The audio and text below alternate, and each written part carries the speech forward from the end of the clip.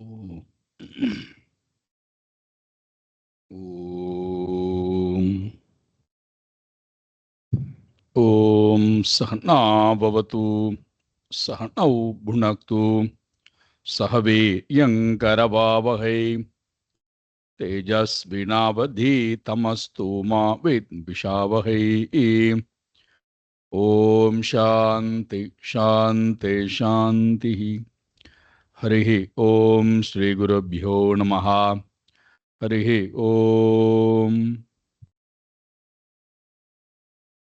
सच्चिदानन्दरूपाय विश्वोत्पत्त्यादिहेतवे तापत्रयविनाशाय श्रीकृष्णाय वयं नमः. जन्माद्यस्य यतोऽन्वयात् इतरतश्चार्तेष्वभिज्ञस्वराट् तेने ब्रह्म हृदाय आदिकवये मुह्यन्ति यत्सूरये तेजो वारिमृदां यथा विनिमयो यत्र त्रिसर्गो मृषा धाम्ना स्वेन सदा निरस्तकुहकं सत्यं परं धीमहि धर्मप्रोञ्झितकैतवोऽत्र परमो निर्मत्सराणां सतां वेद्यं वास्तवमत्र वस्तु शिवदं तापत्रयोन्मूलनं श्रीमद्भागवते महामुनिकृते किं वा परैरीश्वरः सद्यो हृद्यवरुध्यतेऽत्र कृतिभिः शुश्रूषुभिस्तत्क्षणात् निगमकल्पतरोर्गलितं फलं सुखमुखातमृतद्रवसंयुतं पिबत भागवतं रसमालयं मुहुरहो रसिका भुवि भावुकाः नारायणं नमस्कृत्य नरं चैव नरोत्तमं देवीं सरस्वतीं व्यासं ततो जयमुदीरये. देवीं सरस्वतीं व्यासं ततो जयमुदीरये.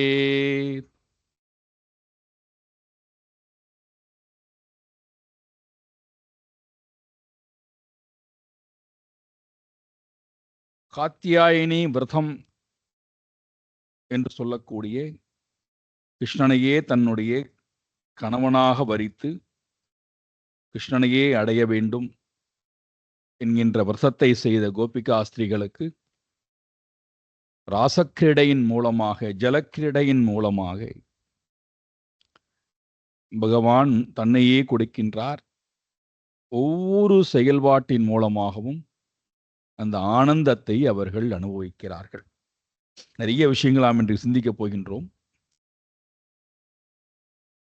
இந்த ராசலீலாவை பற்றியும் பிரேமை பக்தியை பற்றியும். பக்தனுக்கும் பகவானுக்கும் இடையிலே நடக்கக்கூடிய உறவு முறைகள், உறவாடல்கள், பகவானுக்கும் பக்தனுக்கும் இடையிலே இருக்கக்கூடிய உறவு,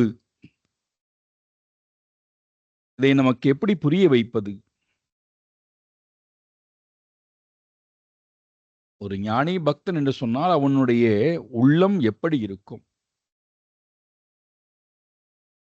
எவ்வளவுதான் சாஸ்திரபூர்வமாக அல்லது ஒரு ஞானியினுடைய தன்மையிலிருந்து விவரித்தாலும் அது நம்முடைய புத்தியால் கிரகித்தல் ரொம்ப கடினம். அப்ப என்ன பண்ணுவது? ஸ்தூல நிலையிலே தான் அதை விவரிக்க வேண்டிய கட்டாயத்துக்கு தள்ளப்படுகிறோம். அன்பு இருக்கா? என்னிடம் உனக்கு அன்பு இருக்கா அப்படின்னு கேட்டா என்ன சொல்லுவோம்? இருக்குப்பா, இல்லாமல் எப்படி இருக்க முடியும் அப்படின்னு சொன்னா அடுத்த கேள்வி வரும், இல்லையே, என்னிடம் உனக்கு அன்பு இருப்பதைப் போலவே தெரியவில்லையே.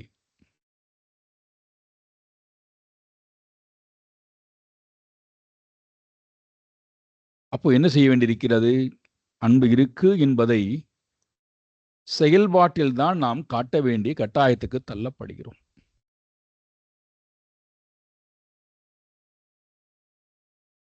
குழந்தை தாய் அன்பாக இருந்தாலும் சரி, கணவன் மனைவி அன்பாக இருந்தாலும் சரி, அம்மா பையன், பெண் குழந்தை அம்மா என்கின்ற உறவாக இருந்தாலும் சரி, எந்த உறவினத்துக்குள்ளும் நண்பனுக்கு உண்டான உறவு, சகோதரர்களுக்கு இடையிலே உண்டான உறவு, எப்படி இந்த அன்பை வெளிப்படுத்துவது? எதை வைத்துக்கொண்டு வெளிப்படுத்துவது? அதற்கு அளவுகோல் என்ன? எப்படி நம்மால் அதை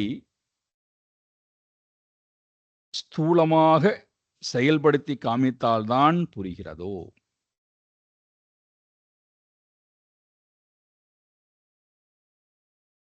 சூக்ஷ்மமான தன்மையிலே அதை நம்மால் அவ்வளவு சுலபத்திலே கிரகிக்க முடியவில்லையோ, அதே நிலைதான் பரம பக்தனுக்கும் பகவானுக்கும் இடையிலே உண்டான உறவு.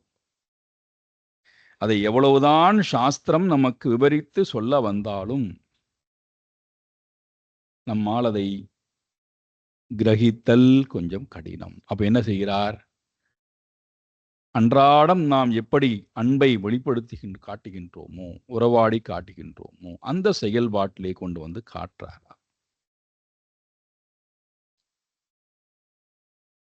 இது முதல் நிலை. உடனே நம்முடைய மனசுல அடுத்த கேள்வி வரும்.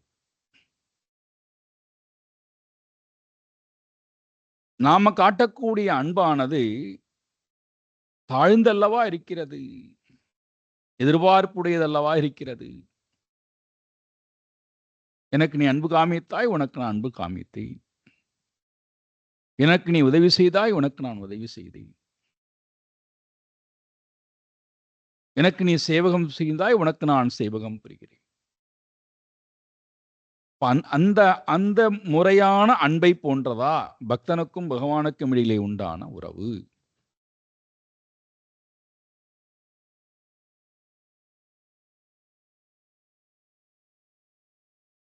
கொடுக்கல் வாங்கல் முறையில் இருக்கக்கூடியதுதான் உறவா? அப்ப நம்மை போன்ற தாழ்ந்த உறவுதான் அவரும் பக்தனிடத்திலே வைக்கிறாரா? இந்த உறவு அந்த மாதிரியான வியாபகாரிக நிலையிலே உண்டான காமிய பக்தி என்பது கிடையாது. நாம் நம்முடைய நிலையிலே இறக்கி தாழ்ந்து இதை புரிந்து கொண்டோமையானால், இந்த ராசலீலாவையும் ஜலக்கிரடையும் நாம் புரிந்து கொண்டோமையானால், அது நம்முடைய அறிவிலே உண்டான குழப்பமே தவிர வேறொன்றாக இருக்க முடியாது.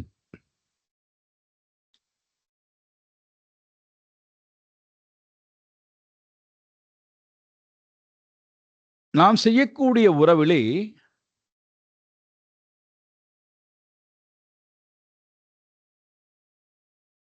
ஸ்தூலமாக இருக்க வேண்டும் அத்தனையும். அதனால்தான் இங்க ஸ்தூலமாகவே காமிக்கிறார் எல்லாத்தையுமே.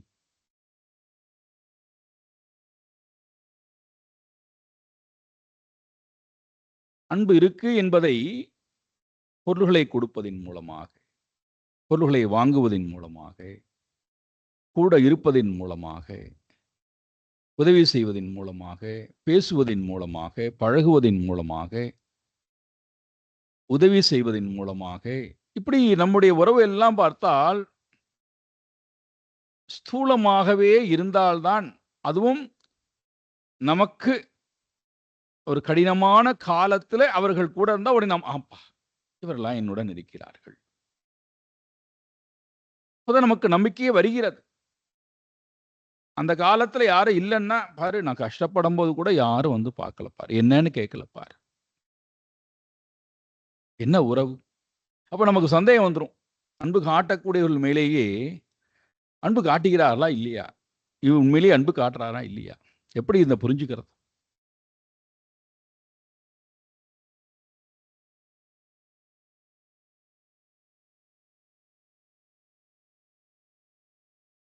இதே போன்றதொரு அன்பா இறைவனுக்கும் பக்தனுக்கும் இடையிலே உண்டான அன்பு.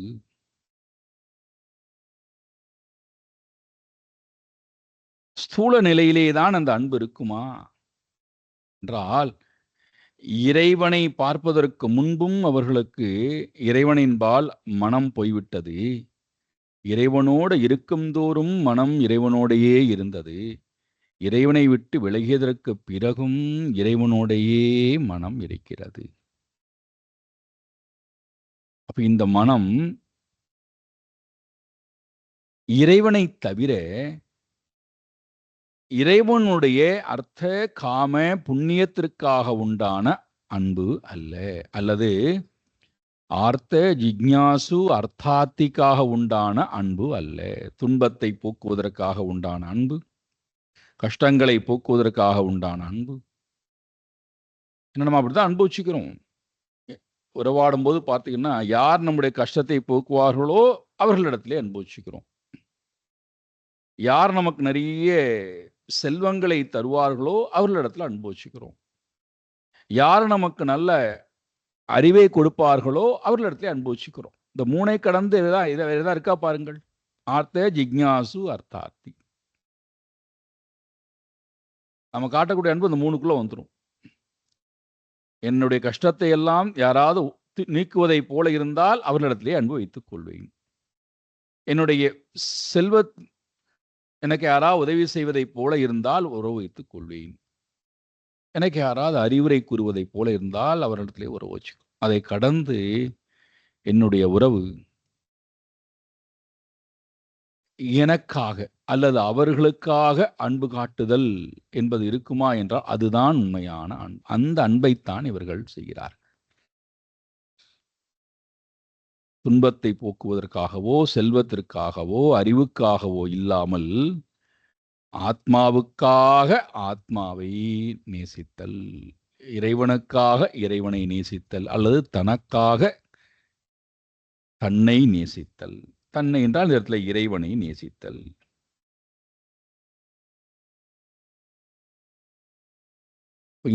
இங்கே சொல்லப்படுகின்ற இந்த ராசலீலா, ரசக்கிரீடா, ஜலக்கிரீடா எப்படி நம்மால் புரிந்து கொள்ளப்பட வேண்டும்? எதற்காக இந்த இடத்துல இதை வைத்திருக்கிறார்? என்ன அவசியம் வந்தது?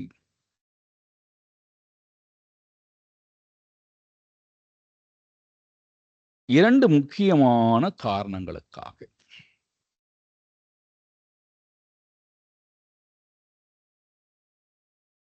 ரெண்டு முக்கியமான காரணம்.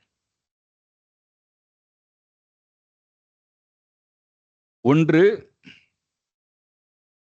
இங்கே அவரே வர்ணி சுக மகர்ஷியே சொல்ல போறார், இருந்தாலும் நம்ம முதல்ல புரிஞ்சு. ஒன்று,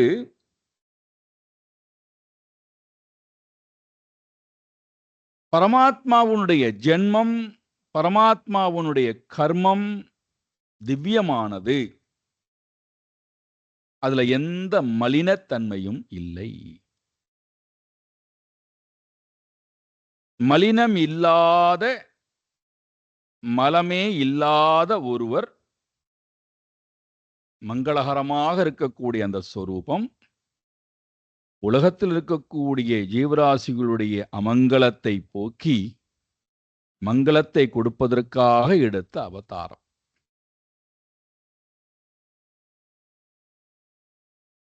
இந்த இடத்துல அமங்கலத்தை போக்கி மங்களத்தை கொடுக்கணும்னா அமங்கலமாக ஒரு ஜீவனிடத்திலே இருப்பது எது?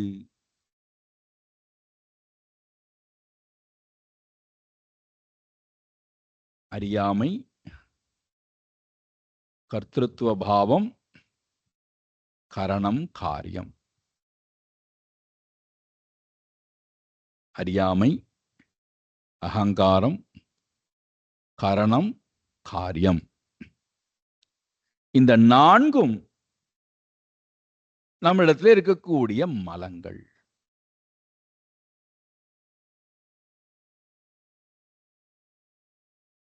இந்த நான்கையும் நான் இதன் துணை கொண்டு போக்க முடியும். நான்கையும் இதன் துணை கொண்டால் எனக்கு அமங்கலம் போய் மங்களம் வரும்.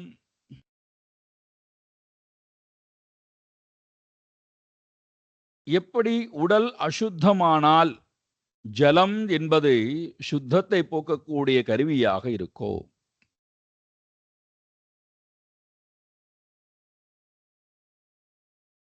மனம் அசுத்தப்பட்டிருக்கின்றது என்றால் எப்படி இறைவனுடைய நாமம், இறைவனுடைய குணம் இறைவனுடைய லீலைகள் சுத்தப்படுத்துவதாக இருக்கிறதோ, அறிவு மலினப்பட்டிருந்தால் எப்படி உபனிஷத் ஞானமானது நமக்கு மலத்தை போக்கக்கூடியதாக இருக்கிறதோ,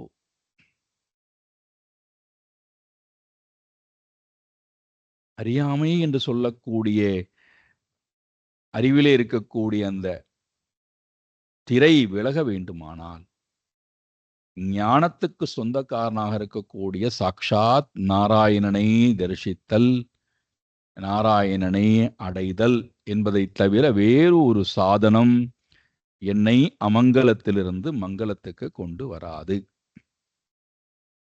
இதை உணர்த்தி காமித்தால்தான் ஜீவராசிகளுக்கு புரியும் என்பதற்காக பகவான் என்ன செய்கிறார்?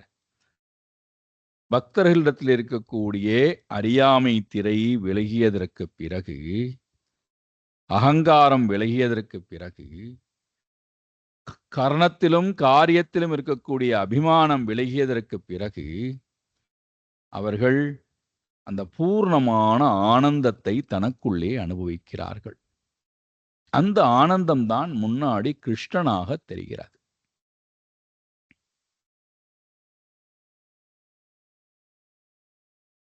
இப்போ நமக்கு அது எனக்குள்ளே அந்த ஆனந்தம் இருக்கிறது, என்னுடைய ஆனந்தம்தான் எங்கும் இருக்கிறது. அதனால்தான் யோமாம் பஷ்யதி சர்வத்ர சர்வம்ச மயி பஷ்யதி. யார் தன்னிடத்திலே எல்லாவற்றையும் பார்க்கிறானோ, எல்லாவற்றிலும் தன்னையே பார்க்கிறானோ, அவன்தான் பரம பக்தன்.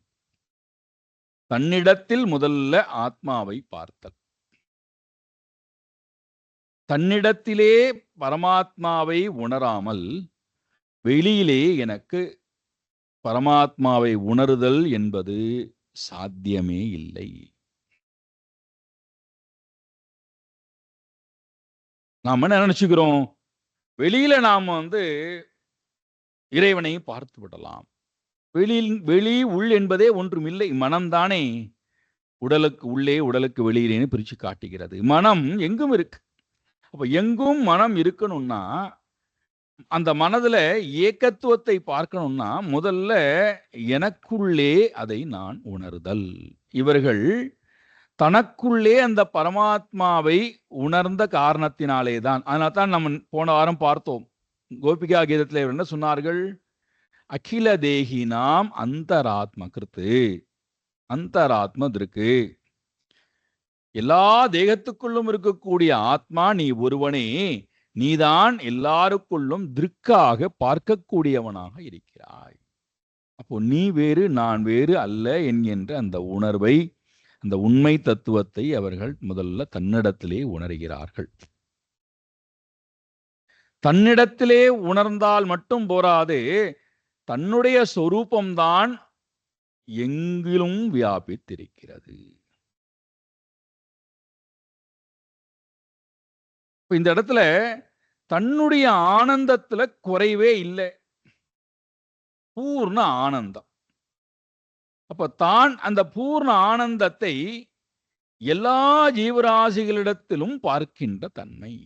இப்ப எல்லா ஜீவராசிகளும் இங்கே அந்த பூர்ண ஆனந்தத்தை அனுபவிக்கும் போது, தான் ஏற்கனவே இந்த பூர்ண ஆனந்தத்தை அனுபவித்ததுனால எல்லா ஜீவராசிகளும் அந்த பூர்ண ஆனந்தத்தை அனுபவிக்கும் போது இவர்களுக்குள்ளே என்ன இல்லையாம்?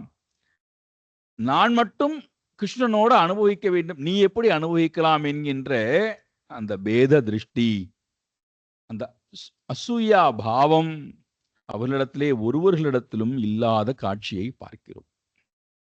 அது எப்போ வரும்?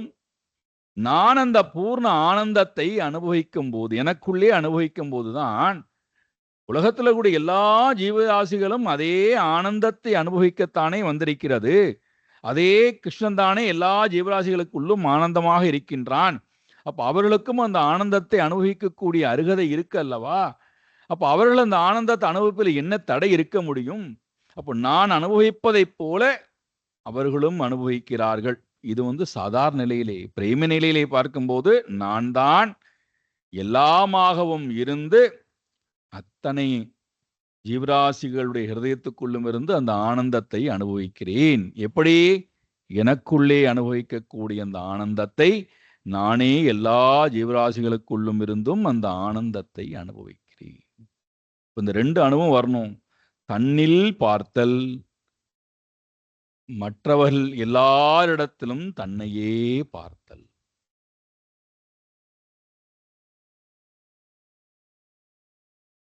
இந்த 2ம் நிகழ வேண்டும் என்பதற்காக. அதனால்தான் பூர்ண ஞானம் என்பது என்னடான்னா, தன்னில் தான் உணருதல், தன்னையே எல்லா ஜீவராசிகளிடத்திலும் உணருதல். இந்த ஐக்கிய பாவம், இந்த ஏகத்துவ பாவம் நம்மிடம் ஏற்பட்டால் மட்டும்தான் நம்முடைய ஞானம் பூர்ண ஞானம். நாம் அப்போ அந்த ஞானத்துல எப்பொழுதுமே சமாதியிலேயே இருக்கிறோம். இந்த இந்த ஞானத்தை இந்த இந்த இந்த உயர்ந்த இந்த யோமாம் பஷ்யதி சர்வத்ர சர்வம் ச மயி பஷ்யதி தஸ்ய அகம் ந பிரணஷ்யாமி சச்சமேன பிரணஷ்யதி. யார் ஒருவன் தன்னை யோமாம் என்னை யஹா யார் ஒருவன் சர்வத்திர பஷ்யதி என்னை எல்லாரிடத்திலும் பார்க்கிறானோ, எல்லாரிடத்திலும் என்னையே பார்க்கிறான், என்னிடத்தில் எல்லாவற்றையும் பார்க்கிறான். இதுதான் பூர்ண ஞானம். பூர்ண ஞானம். இந்த ஞானத்தை நமக்கு எப்படி உணர்த்த முடியும்?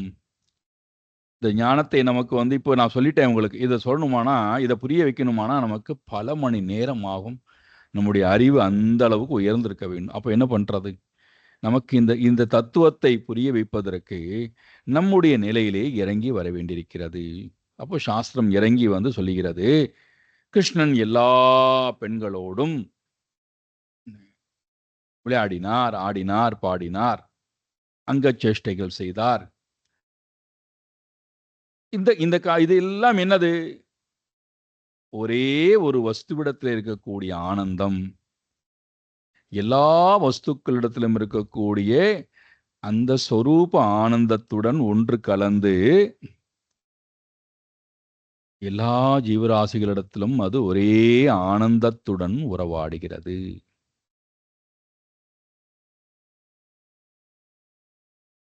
இந்த தத்துவத்தை புரிய வைப்பதற்காக பிரேமை பக்தனுக்கும் பரமாத்மாவுக்கும் இடையிலே உண்டான அந்த ஐக்கிய தத்துவத்தை புரிய வைப்பதற்காக இந்த ஒரு நிகழ்ச்சியானது இங்கே காட்டப்படுகிறது. இரண்டாவது என்னவென்றால், பரமாத்மாவினுடைய பிறப்பு மங்களகரமானது என்றால் உலகாயத நிலையிலிருந்து அது சொல்லப்படுகிறது. உண்மையிலேயே பரமாத்மா யாரு? அஜஹா, அவ்யயஹா, நித்யஹா, சாஸ்வதஹா, புராணஹா. ஒரு பிறப்பற்றவர். பிறப்பே இல்லாத ஒருவருக்கு எங்கிருந்து நாம் விதவிதமான தோஷங்களை கல்பிதம் செய்ய முடியும்? பிறப்பே இல்லாத ஒருவனுக்கு அகங்காரம் எங்கிருந்து வர முடியும்? பிறப்பே இல்லாத ஒருவனுக்கு கரணம் காரியம் என்பது எங்கிருந்து வர முடியும்? பிறப்பே இல்லாத ஒருவனுக்கு காரியம் இல்லாத போது கர்மம் எங்கிருந்து வந்தது? கர்மமே இல்லாத ஒருவனுக்கு கர்ம வினை எங்கிருந்து வந்தது? கர்ம வினையே இல்லாத ஒருவனுக்கு ஜனனம் மரணம் எங்கிருந்து வர முடியும்?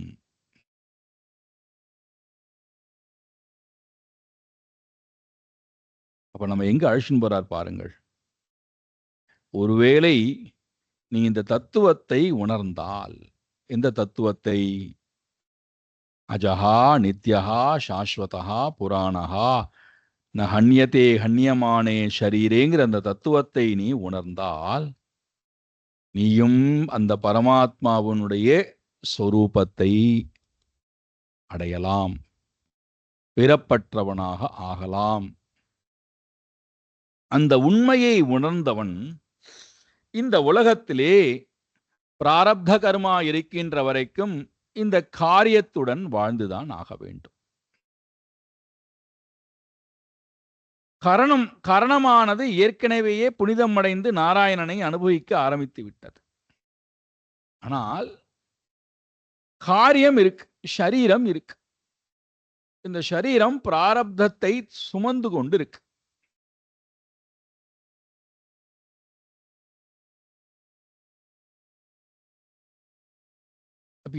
இந்த ஷரீரம் பிராரப்தத்திற்கு ஏற்ப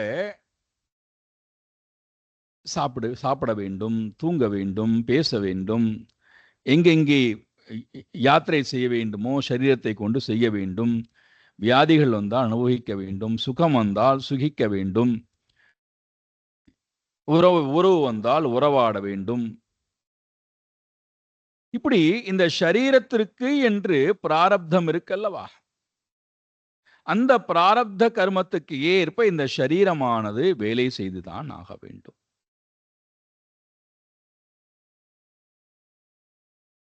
அவ்வாறு வேலை செய்யக்கூடிய நேரத்திலேயே இந்த உண்மையை உணர்ந்தவன் இந்த ஷரீரத்திலே வேலை நடக்கூடிய காட்சியை பார்க்கும்போது தான் அந்த அந்த காரியத்துடன் சென்று அபிமானித்துக் கொண்டு கர்த்திருத்துவ பாவம் போக்திருத்துவ பாவத்துடன் கர்மத்தை செய்வானா என்றால் அவனுக்கு என்ன இருக்காது. பிராரப்த வசத்திலே கர்மங்கள் காரியத்தின் மூலமாக நடக்கிறது. ஆனால் நான் அதற்கு ந கர்த்தா ந போக்தா, நான் கர்மத்தினுடைய கர்த்தாவும் அல்ல, இந்த கர்மத்தினுடைய பலனை அனுபவிக்கக்கூடிய போக்தாவும் அல்ல, நான் கர்மத்தை செய்தவனும் அல்ல. இந்த தத்துவத்தை பகவான் 4வது அத்தியாயத்திலே ரொம்ப விரிவா பேசுறார். கர்மண்ய கர்மய பஷ்யேத் அகர்மணிச்ச கர்மயா, கர்மத்தில் அகர்மத்தையும் அகர்மத்தில் கர்மத்தையும் பார்த்தல். அங்க தியரிட்டிக்கலா இருக்கு, தத்துவபூர்வமாக அங்க இருக்கு. அத அனுபவபூர்வமாக காமித்தால்தான் நமக்கு விளங்கும் என்பதற்காக இங்கே காட்டப்படுகிறது. இப்ப நாம் என்ன பண்றோம், அனுபவபூர்வமாக ஒரு காரியம் வரும்போது சுலபமா இருக்கே, நமக்கு புரியும்படியாக இருக்கே, அப்ப இந்த காரியத்தையே செய்து விடலாமேன்னு ஒரு காரியத்தை பண்றோம். ஆனா அதுக்கு பின்னாடி இருக்கக்கூடிய தாத்பரியம் நமக்கு புரிந்து விட்டது என்றால், இந்த கர்மம் எதற்காக செய்யப்படுகிறது என்பது தெரிந்து விட்டால் அந்த கர்மத்துக்கு பின்னாடி இருக்கக்கூடிய தாத்பரியத்தோடு ஐக்கியமாயிருவோம். போய் கர்மத்தை பிடித்து ஒரு காலத்திலையும் நான் பந்தப்பட மாட்டேன், கர்மம் என்னை மோகிக்காது, கர்மத்திலிருந்து வரக்கூடிய பலன்கள் என்னை பந்தப்படுத்தாது. எப்பொழுது இந்த கர்மத்துக்கு பின்னாடி இருக்கக்கூடிய அகர்த்திருத்துவ பாவம், அபோக்திருத்துவ பாவம், நான் அகர்த்தா நான் அபோக்தா, இதை எப்ப சொல்ல முடியும்?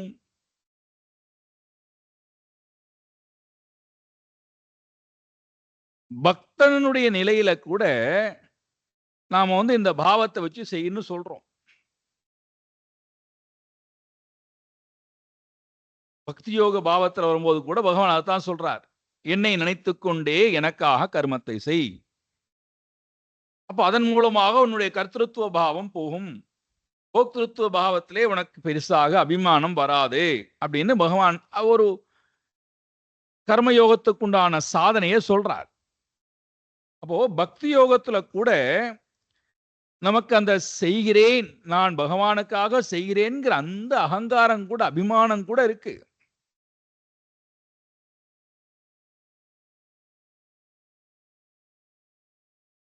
அதனால்தான் நமக்கு பக்தி யோகம் செய்யும் போது கூட எல்லா நேரத்திலும் நம்முடைய மனமானது நான் இறைவனுக்காகத்தான் செய்கிறேன், இறைவன் எது கொடுத்தாலும் பிரசாதமா ஏற்றுக்கொள்கிறேன் என்ற பாவமானது எல்லா நேரத்திலும் வருவது கிடையாது. நான் இறைவனுக்காகத்தானே செய்கிறேன், இறைவன் எனக்கு ஏன் எப்போதுமே கஷ்டத்தையே கொடுக்கிறார் அப்படிங்கிற அந்த கேள்வி வருதுனாலே நமக்கு இன்னும் அந்த கர்த்தృత్వ பாவம் இருக்கு, போக்திருத்துவ பாவம் இருக்கு.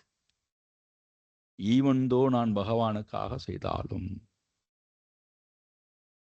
பகவான் நினைத்துக் கொண்டே செய்தாலும், அப்ப பக்தி பக்தி பாவத்தோட செய்யும் போது கூட நமக்கு அந்த கர்த்தృత్వ பாவம் இருக்கு.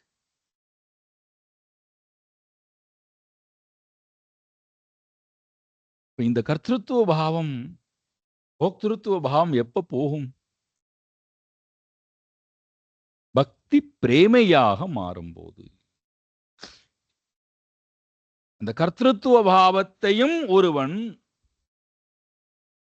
துறந்தானே ஆனால்,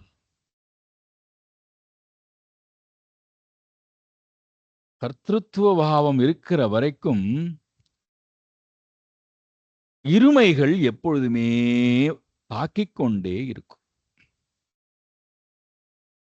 சுகம் துக்கம், மானம் அவமானம், பிரியம் அப்பிரியம், ஜெயம் அஜயம், புண்ணியம் பாபம், இது இது சதா சர்வகாலம் நம்மை தாக்கிக் கொண்டே இருக்கும். கர்த்தృత్వ பாவம் எப்பொழுது போகிறதோ அப்போ இருமையிலிருந்து அவன் கடந்து விடுகிறான். இருமை அவனை தொடுவதே இல்லை. மானாபமானயோ துல்யஹா சீதோஷ்ண சுகதுக்கேஷு துல்யநிந்தா ஸ்துதிஹி மௌனி சந்துஷ்டஹ ஏன கேனசித் அனிகேதஹ ஸ்திரமதிஹி பக்திமான் மே பிரியோ நரஹ. அனபேக்ஷஹ சுச்சிகி தக்ஷஹ உதாசீனோ கதௌ வ்யதஹ சர்வ ஆரம்ப பரித்யாகி.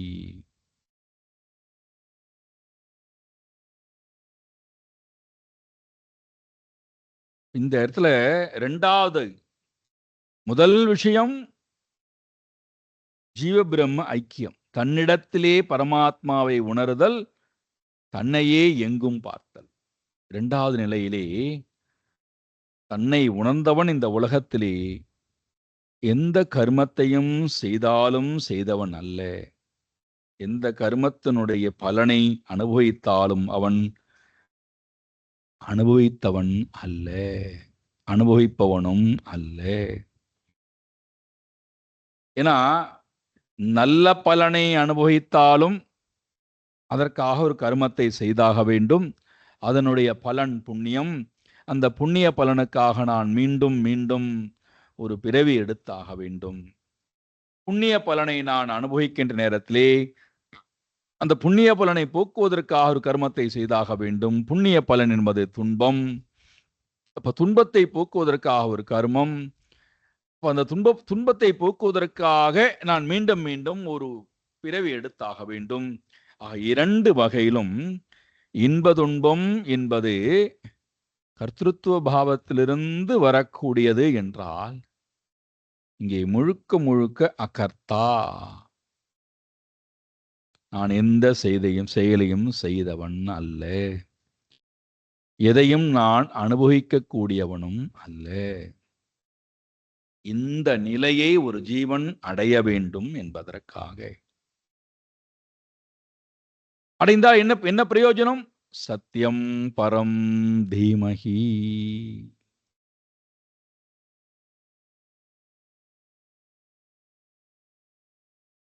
அதுதான் சூத்திர வாக்கியம், பாகவத்தினுடைய சூத்திர வாக்கியம் அதுதான். சத்தியம் பரம், பரம் சத்தியம். இந்த இரண்டு காரணங்களுக்காக இங்கே இந்த ராசக்கிரீடை விரிவாக நமக்கு காமித்திருக்கிறார். அப்போ கீதையில 4வது அத்தியாயமானது 3வது அத்தியாயமானது கர்மயோகத்தினுடைய ரகசியத்தை பேசுகின்றது என்றால், அதனுடைய சாரம் நமக்கு புரியணும்னா இந்த காத்யாயனி விரதமாக இருக்கட்டும், கோபிகா கீதை அந்த விரக தாபமாக இருக்கட்டும், பிறகு அதற்கு பிறகு வந்த ராசக்கிரீடை ஜலக்கிரீடையாக இருக்கட்டும், இது எல்லாவற்றினுடைய தாத்பரியம் இந்த 2 முக்கியமான விஷயங்களுக்காக. எவ்வளவுதான் இதை நாம் ஞானபூர்வமாக தர்க்கபூர்வமாக விவரித்தாலும் நம்முடைய மனசுல எப்போதுமே ஒரு கேள்வி அரித்து கொண்டே இருக்கும். அப்ப நாங்களும் கிருஷ்ணனை போல எல்லா காரியங்களையும் செய்துவிட்டு நான் அகர்த்தா அபோக்தான்னு சொல்லலாமா? கிருஷ்ணனே செய்திருக்கிறான், நாங்கள் செய்யக்கூடாதா? இந்த வகையிலே நாங்கள் தாழ்ந்து விட்டோம். கிருஷ்ணன் செய்தால் மட்டும் சரி, நாங்கள் செய்தால் சரி அல்லவா? தப்பாய் விடுமா? நாங்களும் செய்ய போகிறோம். என்ன தவறு வந்தது? இதை இந்த கேள்வியானது எழாமல் இருந்தால் நாம் சாஸ்திரத்தை முறையாக படிக்கவில்லை, கேட்கவில்லைன்னு அர்த்தம். அதே போல சாஸ்திரத்தை முறையாக எடுத்து விளம்பக்கூடியவர்களுக்கும் இந்த கேள்வியானது எழ வேண்டும், கேட்கக்கூடியவனுக்கும் இந்த கேள்வி எழ வேண்டும். அப்படி எழுந்தால் அவன் சரியான பாதையிலே சிந்திக்கிறான். பரீட்சித் மகாராஜாவிற்கு, கவனமாக கேட்டுக்கொண்டு வந்த ராஜாவிற்கு மனதுக்குள்ளே ஒரு நெருடல் வருகிறது. என்ன நெருடல்? அந்த நெருடலை சுக மகர்ஷியிடத்திலே கேள்வியாக வைக்கிறார். எவ்வளவு அழகான இடம் பாருங்கள். இந்த சனாதன தர்மத்துல தான்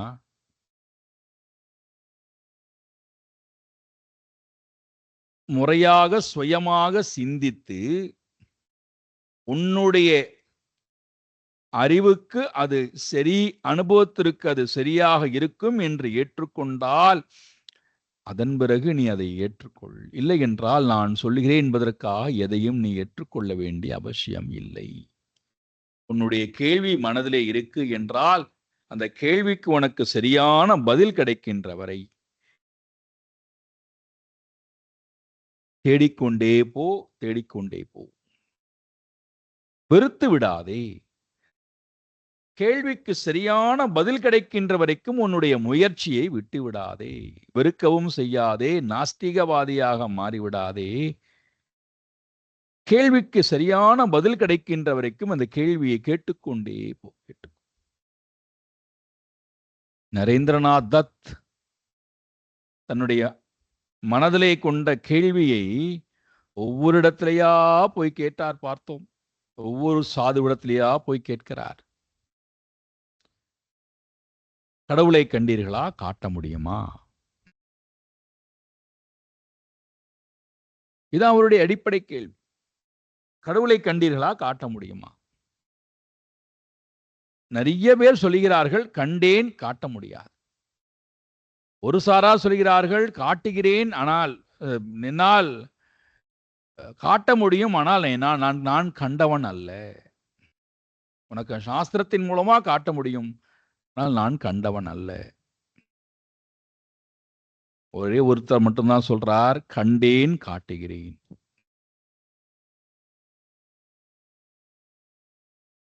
ஸ்ரோத்ரியன் பிரம்மனிஷ்டன், தானும் உணர்தல் மற்றவர்களுக்கும் அதை உணர்த்துதல். ஆச்சரியம், ரொம்ப ஆச்சரியம். எல்லோரும் ஏதாவது ஒரு பதில் தான் கொடுத்தார்கள், இவர் மட்டும் 2 பதில் கொடுக்கிறாரே. கண்டேன் காட்டுகிறேன் சொல்கிறாரே. அப்போ அந்த கேள்விக்கு, அவருடைய அறிவிலே உண்டான அந்த கேள்விக்கு பதில் கிடைக்கின்ற வரை தேடிக்கொண்டே இருக்கார், தேடிக்கொண்டே இருக்கார். அதே போலதான் சாஸ்திரங்கள் சொல்லக்கூடிய விஷயத்திடத்திலே நமக்கு எங்கேயாவது நம்முடைய புரிதலிலே குறைபாடுகள் இருந்தால் சாஸ்திரத்தை நிந்தித்தல் என்பதோ அல்லது அதற்கு விரோதமாக செயல்படுதல் என்பதோ அல்லது அதை நாம் நமக்கு சகாயமாக தப்பாக புரிந்து கொண்டு செயல் செய்தல் என்பதோ அல்லது சாஸ்திரத்தையே வெறுத்து நாஸ்திகவாத வாழ்க்கை வாழ்வதோ இல்லாமல், சாஸ்திரம் சொல்லுதல் என்பது சாஸ்திரமானது அனுபவத்தை தான் பேசுகிறது. முதல் அது புரியணும்.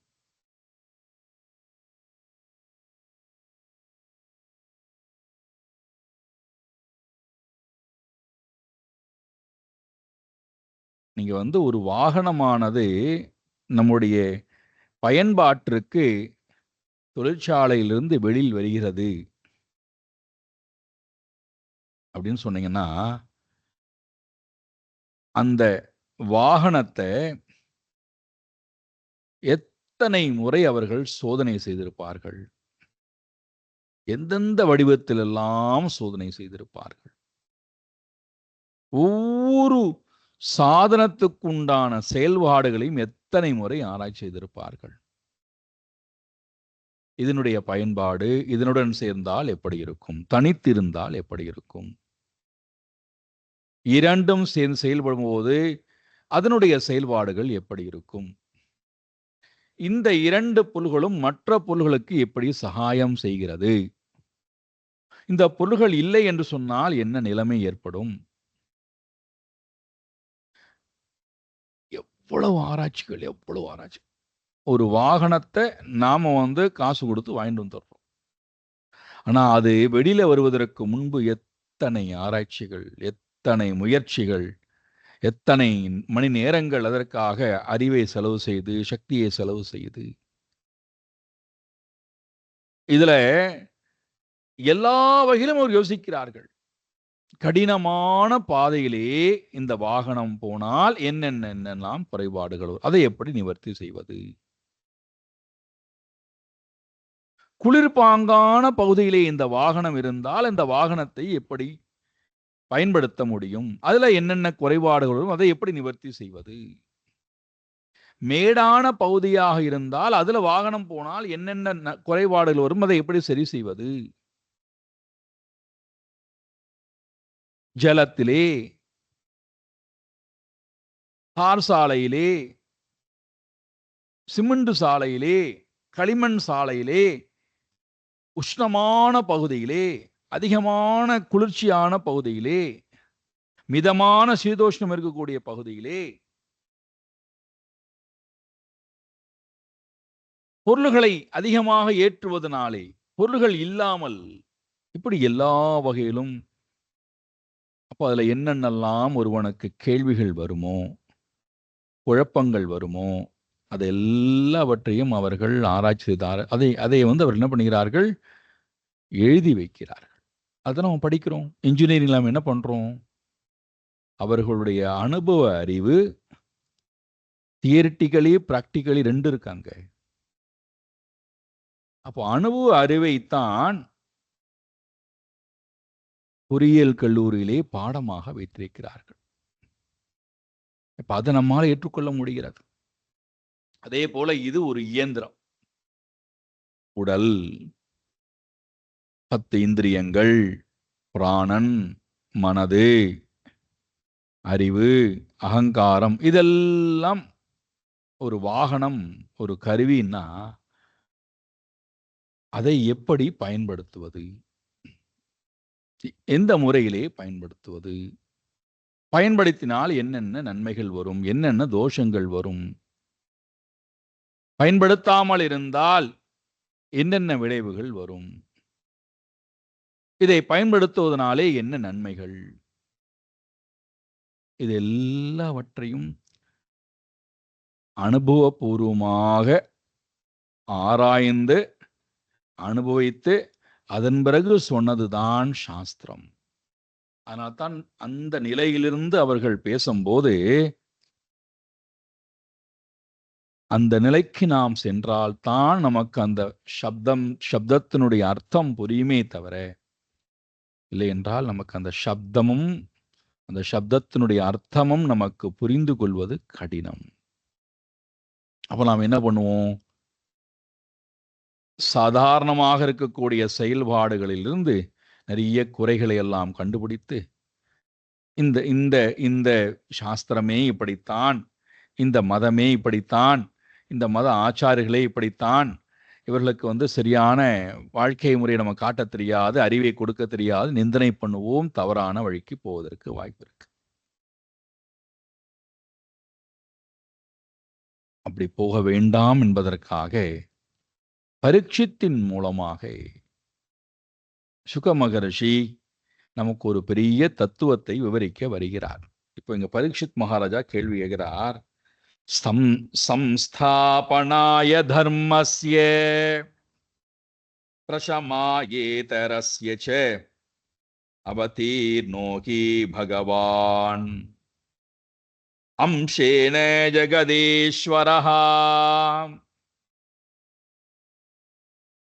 பரீட்சித் மகாராஜா இப்ப கேள்வி கேட்கிறார். சுவாமி, நீங்கள் இந்த உலகத்திலே பிறப்பு எடுத்ததனுடைய நோக்கம் உங்களுக்கு தெரியுமா? பகவான் பிறப்பு எடுத்ததனுடைய நோக்கம் தெரியுமா? சுக மகர்ஷி கேட்கிறார். நீயே சொல்லேன்பா. ஜெகதீஸ்வரஹா பகவான் தர்மஸ்ய சம்ஸ்தாபனார்த்தாயே, தர்மத்தை நன்றாக இந்த உலகத்திலே நிலைநாட்டுவதற்காக இந்த உலகத்திலே பகவான் பிறவி எடுத்தார். ஓகே, ரொம்ப சந்தோஷம். அடுத்தது அதர்மஸ்ய பிரசமாயே, அதர்மத்தை அழிப்பதற்காக, அதர்மத்தை இல்லாது செய்து எல்லோருடைய உள்ளத்திலும் எல்லோருடைய வாழ்க்கையிலும் தர்மத்தை நிலைநாட்டுவதற்காக இறைவனுடைய அவதாரமானது இருந்தது. அதற்காக பகவான் என்ன பண்ணார்? அம்ச அவதாரமாக இருக்கக்கூடிய பலராமனை தன்னுடன் வைத்துக்கொண்டு இந்த உலகத்திலே அவதாரம் செஞ்சிருக்கார். இதுதான் தெரியுமேப்பா, இதுல என்ன உனக்கு சந்தேகம்? பரீட்சித் மகாராஜா கேட்கிறார்.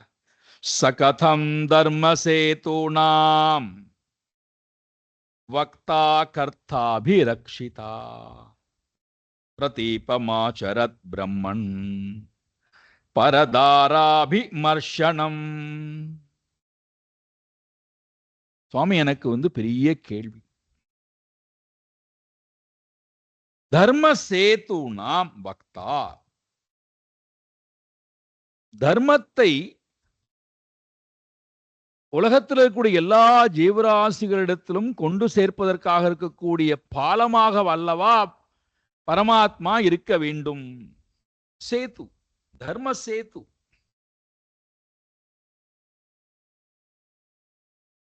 இப்போ பகவான் தர்மத்தை பரிபாலனம் செய்யக்கூடிய இடத்திலே தானும் தர்மத்தை பின்பற்றி கொண்டு மற்ற ஜீவராசிகளையும் தர்மத்தின் பிரகாரம் வாழ்கிறார்களா, அவர்களை நாம் வாழ தூண்டுகிறோமா என்று பார்க்கக்கூடிய ஒரு பாலமாக அல்லவா இருக்க வேண்டும். அதை சொல்லிக் கொடுக்கக்கூடிய இடத்திலே அல்லவா இருக்க வேண்டும். இப்படி இருக்க பக்தா கர்த்தா அபிரக்ஷிதாக, தான் அந்த கர்மத்தை ரட்சிக்கக்கூடியவராய், கர்ம அபிரக்ஷிதாக கர்த்தாவாக இருந்து கொண்டு கர்மத்தை ரட்சிக்கக்கூடிய, தர்மத்தை ரட்சிக்கக்கூடியவராய் அதை மற்றவர்களுக்கு எடுத்து போதிக்கக்கூடிய இடத்திலே அல்லவா பகவான் இருக்க வேண்டும்.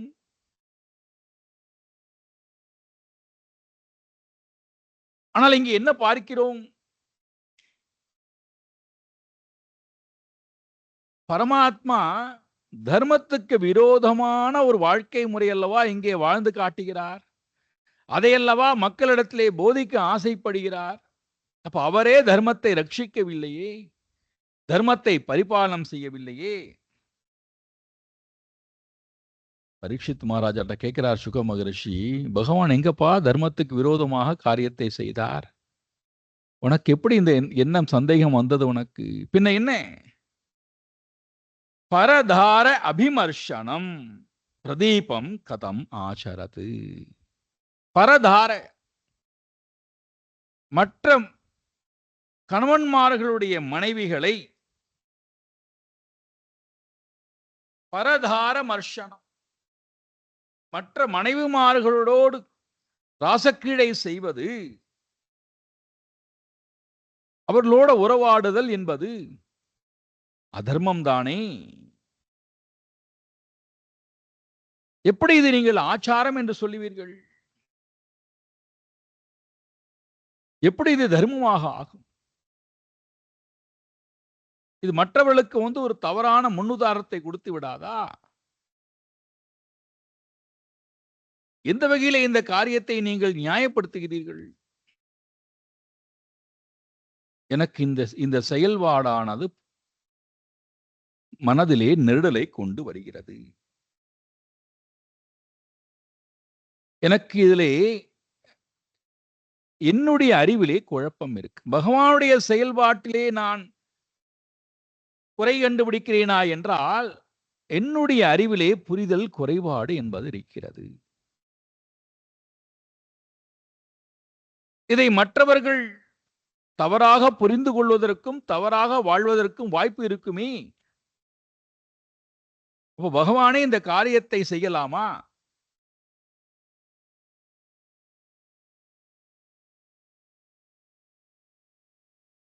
எப்படி இதை நான் புரிந்து கொள்வது? இதை எப்படி ஆச்சாரம் என்று சொல்வது? நல்ல செயல்பாடு என்று எப்படி சொல்வது? ஆப்த காமோ யதுபதிஹி கிருதவான் வை ஜுகுப்சிதாம் இமபிப்ராய தன்னஹா சம்சயம் சிந்தி சுவ்ருதஹா. ஆப்த காமஹா. மறுபடியும் பகவான் அந்த மாதிரி பரதார பெண்களுடன் வாழ்ந்தார், ராசக்கிரீடை செய்தார். இப்போ அதே பகவானை பத்தி சொல்லும்போது சொல்றார், ஆப்த காமஹா, எல்லா ஆசைகளும் பூர்ணமாக பூர்த்தி அடைந்தவர், ஆசையே இல்லாதவர். யாரு? யதுபதிஹி, யதுகுலத்திலே உதித்த கிருஷ்ண பரமாத்மா. அப்போ தான் பூர்ணமானவராக இருந்து கொண்டு விட்டு தான் பூர்ண ஆனந்தத்தை அனுபவிக்கக்கூடியவராய் ஜுகுப்சிதம் கிருத்தவான்வை, எப்படி வெறுக்க தகுந்த மிகவும் இயல்ச்சியாக இருக்கக்கூடிய காரியத்தை எப்படி அவரால் செய்ய முடிந்தது?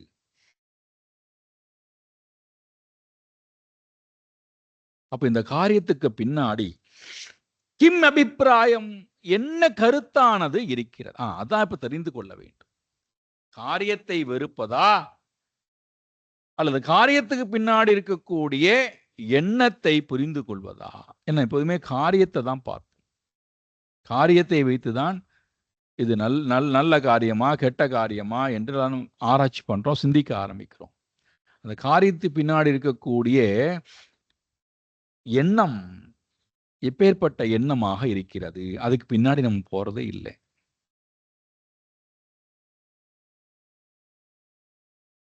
இப்போ செயல் நன்மையா தீமையா என்றால், செயலுக்கு நன்மையும் தீமையும் கிடையாது.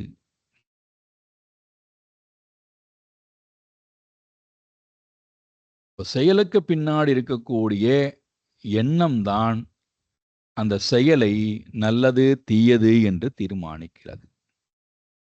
அப்ப எண்ணம் தான் செயலை தீர்மானிக்கிறது, நல்லதா கெட்டதா என்றால், அப்ப இந்த எண்ணத்துக்கு தானே தண்டனை கொடுக்க வேண்டும். அப்ப அந்த எண்ணத்துக்கு பின்னாடி ஒருத்தர் இருக்கான், கர்த்தா.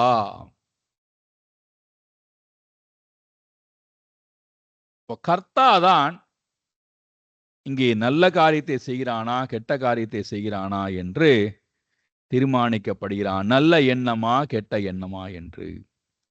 ஒருவேளை கர்த்தாவே இல்லைன்னு வச்சுப்போம்,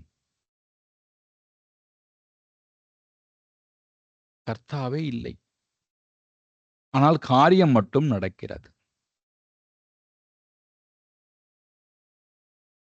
என்ன செய்யலாம்? கர்த்தா இல்லாத போது காரியம் மட்டும் நடக்கிறது என்றால், அந்த கர்மத்தை இது நல்ல கர்மம் இது கெட்ட கர்மம் என்று நம்மால் சொல்ல முடியாது.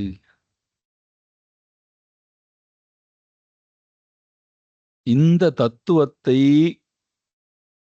புரிந்து கொள்வது கடினமாக இருக்கிறதுனால மேன்போக்காக நாம் பார்க்கிறோம். இந்த மேன்போக்காக பார்க்கக்கூடிய நிலையிலே நமக்கும் இதே சந்தேகம் வருகிறது. அப்ப இவர் கேட்கிறார், ஏன் இந்த இகழ்ச்சியான கர்மத்தை செய்தார்? அதற்கு பின்னாடி இருக்கக்கூடிய அபிப்பிராயம் கிம், என்ன அபிப்பிராயம், என்ன கருத்து உடையவராய், என்ன எண்ணம் உடையவராய் செய்தார்.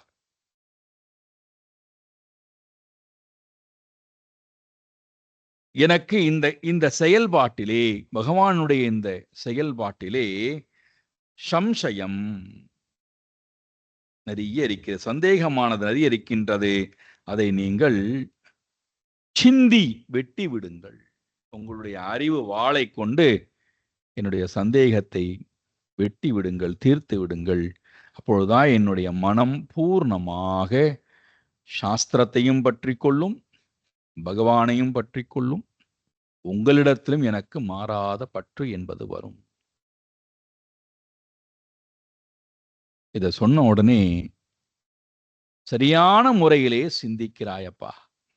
உன்னுடைய கேள்வி சரியான கேள்விதான், நியாயமான கேள்விதான். இப்ப இங்க பகவான் செய்த செயல்பாட்டை எவ்வகையிலும் நியாயப்படுத்த விரும்பவில்லையா, நேரடியாக அவர் பதில் கொடுக்கிறார். இதுதான் சாஸ்திரம்.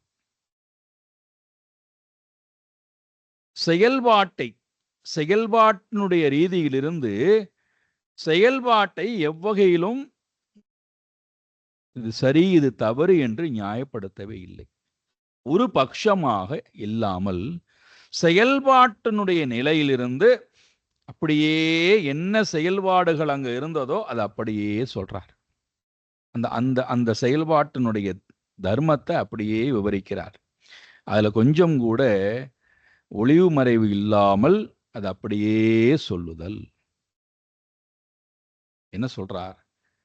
தர்மவ்யதிக்ரமோ திருஷ்டः ஈஸ்வராணாம் ச சாகசம் தேஜீயசாம் ந தோஷாய வஹ்னேகே சர்வபுஜோ யதா.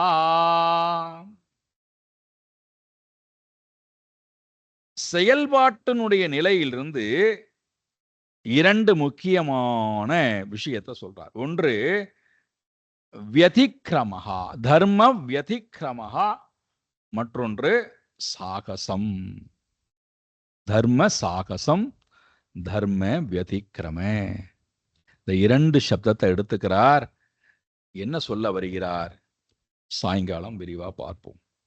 ஓம் பூர்ணமதః பூர்ணமிதம் பூர்ணாத் பூர்ணமுதச்யதே பூர்ணஸ்ய பூர்ணமாதாய பூர்ணமேவாவசிஷ்யதே. ஓம் சாந்தி சாந்தி சாந்தி. ஹரி ஓம் ஸ்ரீ குருभ्यो நமः. ஹரி ஓம்.